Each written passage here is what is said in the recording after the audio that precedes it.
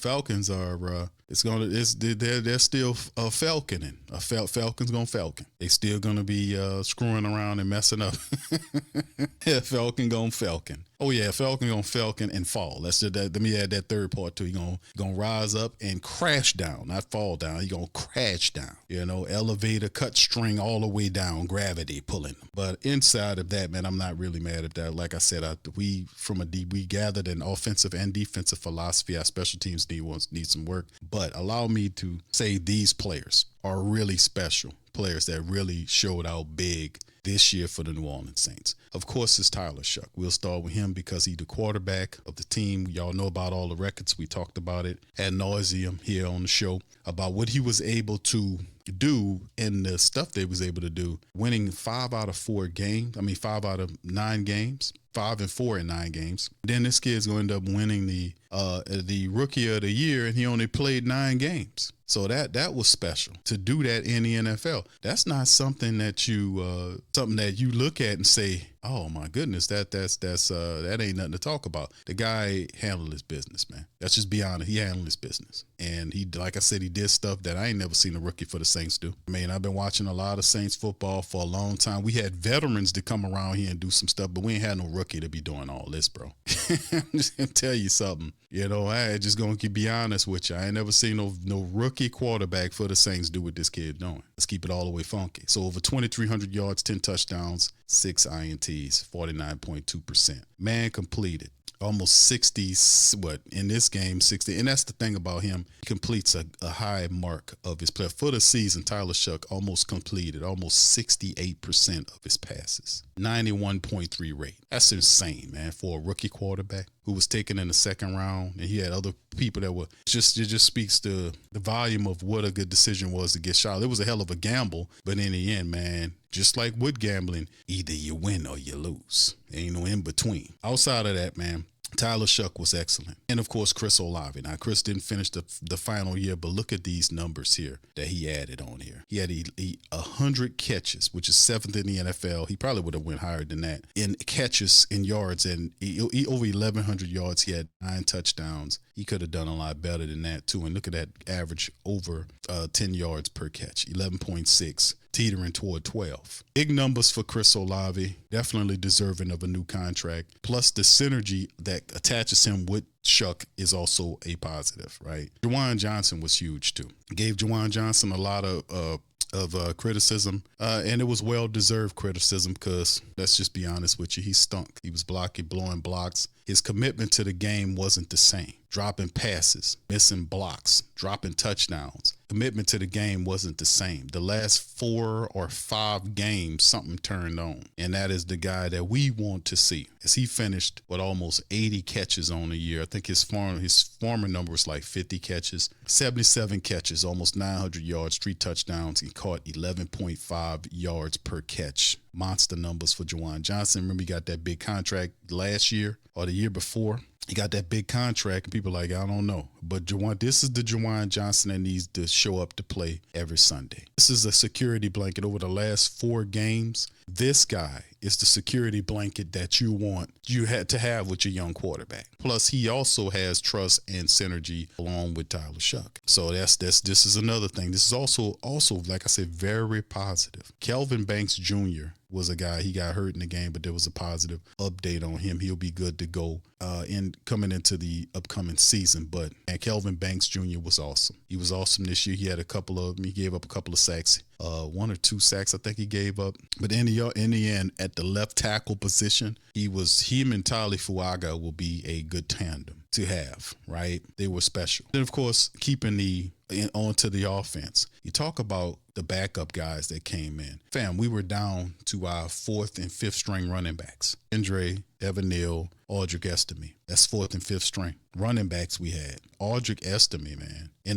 With a makeshift offensive line, Audric Estime was able to average over 4 yards a carry in the times that he did his thing in 46 carries. He outrushed Bijan Robinson in the final game of the season. Like I said, Audric Estime, 5'11", 230. It is a guy with power. He needs to stick around. I'm really impressed on how he played. Also, Another guy, and some of these guys coming up for contracts, we need to talk about bringing them back. Luke Fortner. Luke Fortner was a guy, remember we made the trade. We sent Bink Saunders to Jacksonville for Luke Fortner. Luke Fortner was a guy that a lot of people gave kind of negative grades on. It just wasn't a good fit for him in Jacksonville. Now, this guy's a third-round pick that happened back in 2022, so he has some talent from out of Kentucky. And what did Luke Fortner do when he got here? He struggled at first, but boy, did he did a really wonderful job of solidifying the interior of that makeshift offensive line. And they were able to run the ball and in some spots better than the starters did early in the year. And that was the offensive coordinator showing work where he was able to get makeshift offensive linemen, backup linemen involved to be able to actually open up running lanes for Audric Estime, Evan Hall, or Taysom Hill.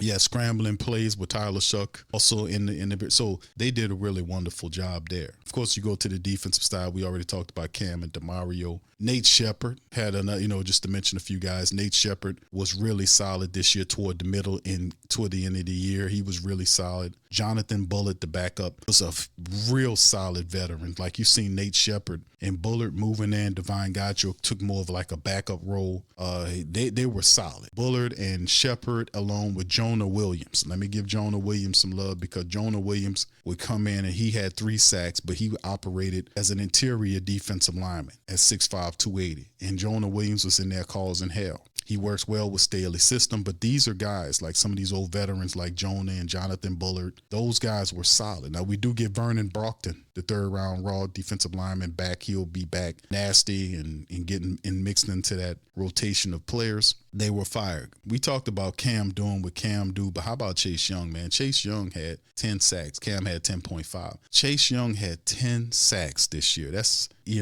an all-time career high. And where KT at? That's all I'm asking. To talk about this Chase Young phenomenon. That's all I want to know. Did anybody out there see KT? Is KT in the chat? Where my dog KT at? I just want to have KT to kind of tell me about what's going on with this with this Chase Young phenomenon. Where's KT at? I'm looking for KT. I'm putting out an APB for KT. I'm putting out an APB. I just need him to explain to me this whole Chase Young thing. He got 10 sacks. That's all I want to know. What's up, Hakeem? Shout out to Hakizzle, man. Big ups to you, bro. Trigger Trey, B-Rock, Acharimo, Dr. Gregory. What's up, fam? Appreciate you. Chantel, what's popping? Big ups to you as well. Appreciate y'all for being in this joint as well. Hit the like button, fam. But yeah, Chase Young, man. Big money contract. Missed, 5 games of the season, I want to say, fam? And he missed like a month worth of football. The guy missed a month worth of football, maybe 5 or 6 games. I forget. He missed 5 or 6 games. And what did Chase Young do? Get 10 sacks. Imagine if he had that month worth of football back, man. We might be sitting on 14, 15 sacks? I mean, he couldn't be stopped in the Falcons game. He was on a tear on the back end of the season.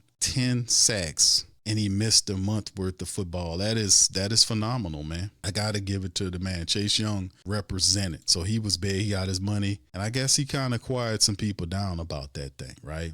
So that's a few of them. Pete Werner had a solid year as well. We know Double D was representing. He had over 140 sacks. Who does that but Demario Davis? Andy Stutzman, kind of a co-starter with Pete Werner. They were really solid in this thing. Isaiah Stallberg was another dude that's a special team standout that more than likely they're going to end up bringing him back. Chris Rumpf II was also a rotational defensive end that came in and helped out in run support and put pressures. He ended up with 2 tackles. So there was quite a few people. Now, the Chris Rumpf thing, we'll see what it is because we know Fadil Diggs is a guy that also the Saints picked up for cheap that's similar to Chris Rumpf there. It's the athletic build and the way they are. They're very similar players. We'll see how they handle that. Kool-Aid McKinstry, he kind of had bouts during the year where he's calling him Crystal Light McKinstry and all this kind of stuff. But toward the back end, he kind of cleaned up in that sophomore year and it kind of made sense to him in this secondary. Alontae Taylor was huge in the secondary. Quincy Riley was big because we knew eventually they would move Quincy Riley in and move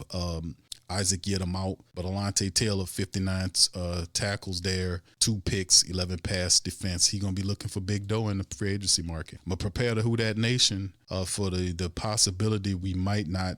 It's a possibility we might not bring him back because somebody might outbid us for his services. It happens from time to time. We'll love to see both Chris Olave and him, but I'm not seeing what I'm liking from these negotiations. It's been too many months. It's been like 2 months of negotiating, and we haven't heard a price. Then, like, I ain't like how Olave sound on that interview I just played. Was like, I done all I could do. It's up to them now. Or it's not we and we now. It's them. And you see, when the money come down, I done told y'all many times that when it come down to the money, it ain't us no more. It's we and them. I and them. He said, I did all I could do. It's up to them now. Oh, we ain't we no more. We mature. We ain't none of that. Ain't none of that going on. Well, okay. And of course, like I said, Quincy Riley was big, but it was a solid 2025 class draft that really helped out the Saints. Quincy Riley, Jonas Sanker, after we had the incident happened with Julian Blackman, who was a stud veteran. He got hurt, and that opened the door for Mr. Sanker. And Mr. Sanker had a solid rookie campaign, 46 total solo tackles and 2 picks, 6 pass defense. Sanker was big for the Saints, and he was a building block going forward. We'll see how the Saints handle that, man, but we'll see, man. That Alontae Taylor thing is going to be interesting to see. And, of course, one of the other fantastic things, Blake Grupe was going. I know y'all probably seen the half-ass tackle that Blake did on trying to tackle the guy, drew himself at him, and the guy, he just bounced off the guy's body.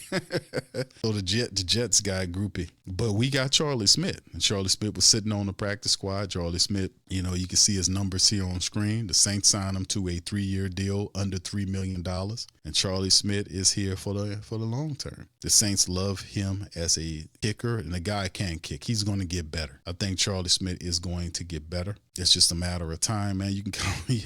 I mean, it's just a matter of time. I think he'll be good. You know, like I said, Phil Galliano had a rough year for the special teams. That need to be cleaned up. When, you know, well, I think he'll stick around. I don't think Kellen Moore's going to do anything, get rid of any of his people. I think he'll stay, but we definitely do something by Kai Kroger. Kai Kroger struggled this year. He started off strong, but then kind of struggled on the back end. Perhaps they'll run some competition at him for the upcoming draft, or in the not draft, but perhaps the undrafted market. They'll find a punter or something to come in here to compete with him. We always known to, but that's some of the stuff right there to talk about them. Now let's kind of look at some other stuff right here as we moving forward, man. We know it was Black Monday that hit. This is a few of the crazy things that kind of hit for Black Monday, man. If y'all haven't heard, a bunch of firings have occurred. Arizona Cardinals fired their coach. Fired him after 3 years. He finished 3-14. That'll get you fired. And his record since being there for 3 years, 15-36. That'll get you fired. Never reached the playoffs. Never finished higher than third in the West, in the NFC West, and went 4-13 in 2023, finishing last. And then 8-9 last year. Then the bottom fell out this year. That'll get you fired. Jonathan Gannon is gone. So the Cardinals out looking. The Raiders did cut loose Pete Carroll after 1 year. He went 3-14. And that was enough for them to say, hey, man, we done. So Las Vegas has lost 10 straight, had already wrapped up the number 1 selection in the draft, which is going to be Mendoza. And Mark Davis said that the general manager, John Spytek, was hired along with Pete Carroll last year. He and Tom Brady will be included in the search for the team's next coach. So you got Tom Brady and the general manager, John Spytek, looking for the next coach. Those two guys together will be looking to find the next coach of the Raiders to get the winning back there. Cleveland finally got rid of Kevin Stefanski. He was fired by team after 6 years. I thought he was supposed to be. I said I would have fired him last year, but